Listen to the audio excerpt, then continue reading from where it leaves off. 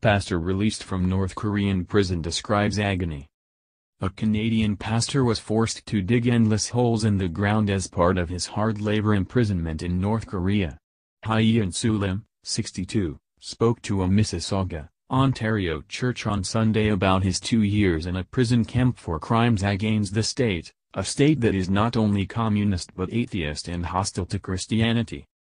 Lim was returned to Canada last week in the midst of a growing nuclear confrontation between North Korea and the U.S. after Canadian and Swedish diplomats secured his release.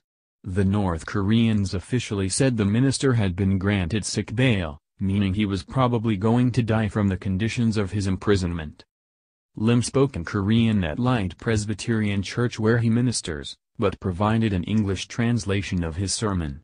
He described solitary confinement, digging holes into the earth that measured 3 feet in diameter by 3 feet in depth, breaking coal into little pieces, and chronic bouts of sickness brought on by digging in all types of weather.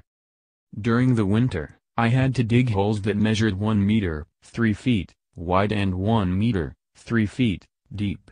The ground was frozen. The mud was so hard that it took 2 days to dig 1 hole. It was incredibly challenging. My upper body was sweating. My fingers and toes were frostbitten. I also worked inside a coal storage facility, breaking apart coal, he said. He also described his overwhelming loneliness and eating 2,757 meals in isolation by myself. It was difficult to see when and how the entire ordeal would end. In the spring and summer, I worked outside, 8 hours a day, in the scorching sun. Lim said he prayed without ceasing during the ordeal, and when not being worked to death he read books on North Korea and reread the Bible in English and Korean 5 times. Lim thanked the Canadian and Swedish governments for negotiating his release.